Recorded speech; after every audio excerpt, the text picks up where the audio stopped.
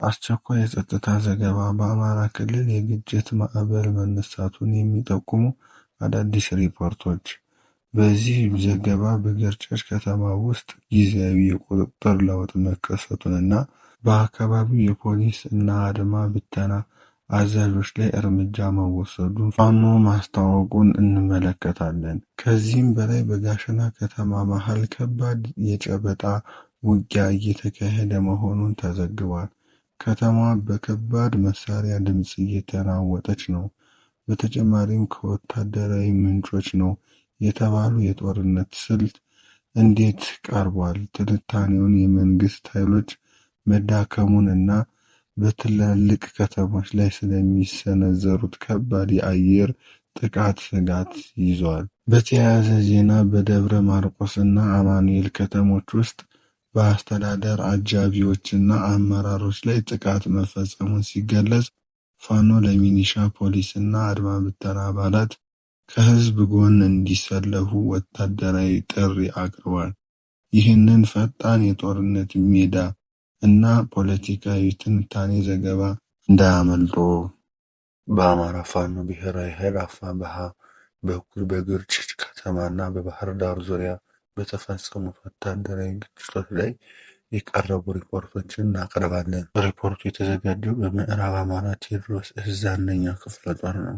የኮሎኔል ታደሰ ሙሉነህ ብርጌድ ገርጨጭ ከተማን በጊዜያዊነት በቁጥጥር ስር እንዳዋለ አስታውቋል።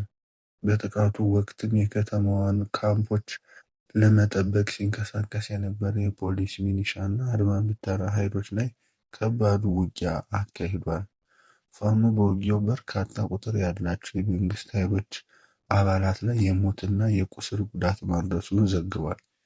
ኢንስፔክተር ስማቸው የተባለ የፖሊስ አዛዥ እና ስማቸው ያልተጠቀሱ የአድማ ብተና አዛዥ በውጊያው መገደላቸውን ፋኖ አክሎ ገልጿል።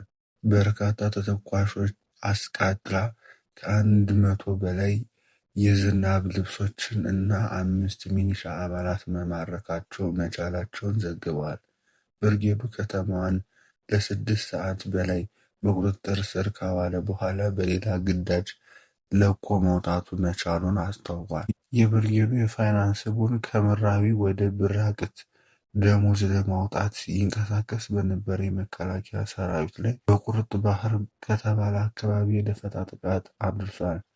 በዚህም 4 የመከላከያ ሰራዊት አባላት ላይ የሞት እና ቁጥራቸው ባልተጠቀሰ አባላት ላይ የቁስል ጉዳት መድረሱን ዘግቧል። ሬሽን የጫነ አንድ መኪና ላይ ሰው ኪሳራ ደርሷል። ሌላው የፋኖ ኃይል በአዳሳ ቀበሌ እና በጢስ አባይ ዙሪያ ወጅር ወለማታ ሎማ ባሉ አካባቢዎች ላይ የመንግስት ኃይሎች ላይ ከፍተኛ ጥቃት ማድረሱን አስታውቋል። በአንዳሳ ላይ የመንግስት ኃይል ላይ ከባድ ኪሳራ መድረሱንና ቁጥራቸው የሚበዙ ቁስለኞችና ከ10 በላይ ተሽከርካሪዎች ወደ ባህር ዳር መወሰዳቸው ተገልጿል። በመጨረሻም ንጹሃን አስተዳደር ነው የተባሉ ሸዋስ ታደሰ የተባለ ሰው በአዳሳ ቀበሌ ላይ ተገድሎ መገኘቱ ዘግበዋል። አሁን በዋላ ወረዳ የምትገኘውን ጋሸና ከተማ የጸጥታ ሁኔታ እጅግ መወጠሩን እና በከተማዋ መሃል ከባድ ውጊያ እየተካሄደ መሆኑን የሚገልጽ ዘገባ እናቀርባለን። ይህ ዘገባ የቀረበው በዘመነ አርበኛ አደም አሊ ስር እየተንቀሳቀሰ ካለው ፋኖ ነው።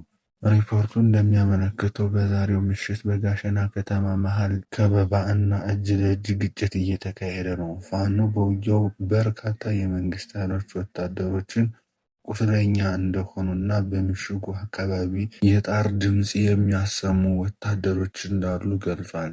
ከተማዋ በውጊያው ወቅት በቡድን እና በዙር 23 ቡድን መሳሪያ ድምጽ እየተናወጠች መሆኑን ሪፖርቱ ያመለክታል።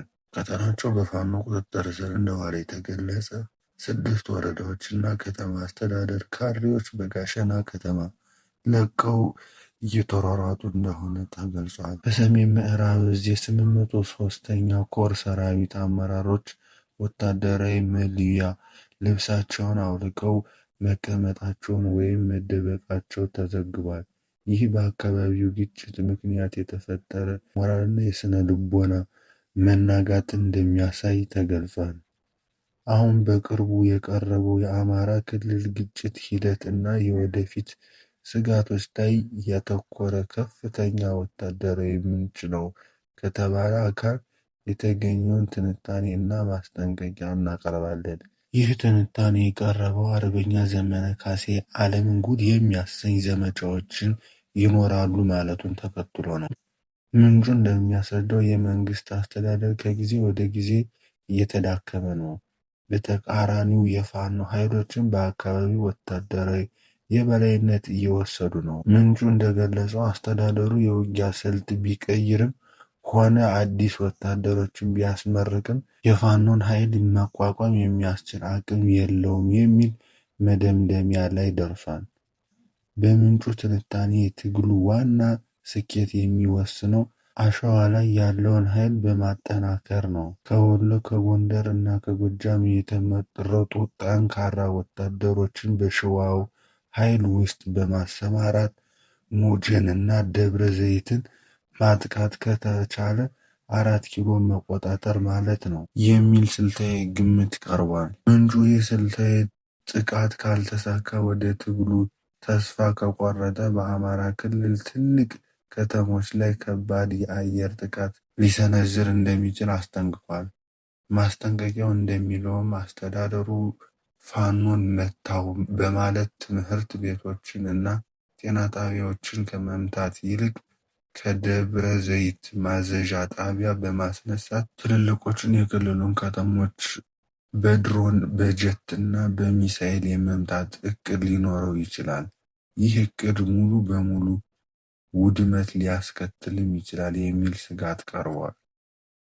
አሁን በአማራ ፋኖ ብሔራዊ ኃይል አፋብኃ በኩል በደብረ ማርቆስና አማኑኤል ከተሞች ስለተፈጸሙት የጸጥታ ክስተቶች የቀረበውን ሪፖርት እናቀርባለን። ሪፖርቱ የተዘጋጀው በቴዎድሮስ ዕዝ ነው። ፋኖ በደብረ ማርቆስ ከተማ ውስጥ ተቀባ የተባለ ግለሰብ ላይ ጥቃት መፈጸሙን አስታውቋል። ይህ ግለሰብ የከተማዋ ተተኪ አስተዳደር ነው የተባለ ስለሺ አጃቢ የቀድሞ የአወቀ አጃቢ ነበር ተብሏል። በተመሳሳይ ሁኔታ በአማኑኤል ከተማ ፋኖ በአካባቢው አመራር ላይ ጥቃት መፈጸሙን አስታውቋል። በክስተቱ ወቅትም 2 ክላሽ ጠመንጃዎችን በመያዝ ፋኖን በይፋ የተቀላቀለ ግለሰቦች እንዳሉ ሪፖርቱ አክሎ ገልጿል። ፋኖ እነዚህ የተጠኑ ጥቃቶች በመንግስት አስተዳደር አካላት ቤት ውስጥ ከፍተኛ ሽብር እንደፈጸሙም አስታውቋል። በውጥረቱም በርካታ የመንግስት ሰራዊትና አመራር ስራ ለመልቀቅ ማመልከቻ ደብዳቤ እያስገቡ መሆኑን ማረጋገጥ መቻሉን ፋኖ በሪፖርቱ ጠቅሷል። በአማራ ፋኖ ብሔራዊ ኃይል አፋብኃ ቴዎድሮስ ዕዝ 7ኛ ክፍለ ጦር ኮሎኔል ታደሰ ሙሉነህ ብርጌድ በኩል ለመንግስት የጸጥታ እና የአስተዳደር አካላት የቀረበ ወንድማዊ ጥሪ እናቀርባለን። ጥሪው የመጣው ፋኖ አገዛዙ በጀትና እቅድ ባለው መንግስት በአማራ ህዝብ ላይ ጭፍጨፋ እየፈጸመ ነው በሚል ባቀረበው ከባድ ክስ መነሻ ነው። የአማራ ህዝብም የዚህን አስተዳደር ሴራ በመረዳት የትጥቅ ትግል መጀመሩን የገለጸ ፋኖ በተለያዩ ክልሎች አንድ ሆነን ባለመታገላችን የትግሉን ጊዜ መርዘሙን ገልጿል። ለኮሎኔል ታደሰ ሙሉነህ ብርጌድ ጥሪው ለሚከተለው የመንግስት አባል ነው። ሚኒሻ፣ አድማ ብተና እና ፖሊስ፣ ካድሬና ሹመኛ፣ ሀገር ወዳድ የመከላከያ አባላት። ብርጌዱ እነዚህ የመንግስት ኃይሎች ከአስተዳደሩ አገልጋይነት እንዲወጡ እና ከህዝባቸውና ወንድሞቻቸው ጋር በመሆን እንዲታገሉ ጥሪ አቅርበዋል። ፋኖ ተቋሙን ራሱ አደራጅቶ ለመታገል ምቹ ሁኔታ ፈጥሮ እየጠበቀ መሆኑን ገልጿል። ዋናው መልእክት የወቅቱን ትግል በማሳጠር በአጭር ጊዜ አብረን ከሚጨፈጭፈን ስርዓት ነፃ እንድንወጣ የሚል ነው። በሰሜን አማራ ቀጠና በፎገራ አካባቢ ለ2 ተከታታይ ቀናት መስከረም 25 ቀን በፋኖ ኃይሎችና በመንግስት ሰራዊት መካከል ስለተካሄደው ከባድ ወታደራዊ ግጭት የቀረበውን ሪፖርት እናቀርባለን። ሪፖርቱ የተዘጋጀው በፋኖ ሰሜን አማራ ቀጠና በላይ እዝ ነው። ሪፖርቱ እንደሚያመለክተው ግጭቱ የተቀሰቀሰው የፋኖ ኃይሎች በሆድ ገበያ ከተማ ውስጥ ህዝባዊ ውይይትና የአስተዳደር አደረጃጀት ስራዎች ካጠናከረ በኋላ ነው። የመንግስት ሰራዊት ከብዙ አቅጣጫ በመንቀሳቀስ የፋኖ ኃይሎችን ለመክበብና መውጫ መንገዶችን ለመዝጋት ሙከራ አድርጓል። የመንግስት ኃይሎች 12 የተለያዩ አቅጣጫዎችን በመጠቀም ከየብስ እስከ ጣና ኃይሎች ድረስ የከባድ እና የአፈና እንቅስቃሴ ማድረጋቸው ተዘግቧል።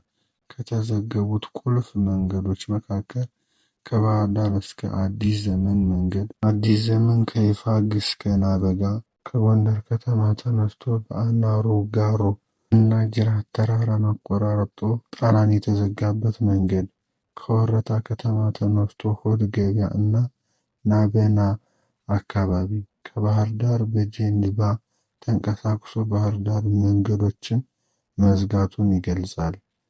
የወታደራዊ እንቅስቃሴ የመንግስት ሰራዊት ዙር 23 ሞርተር እና መሰል የቡድን መሳሪያዎችን ይዞ ዋና መንገዶች ትቶ ከገጠራማ መንገዶች ተንቀሳቅሷል።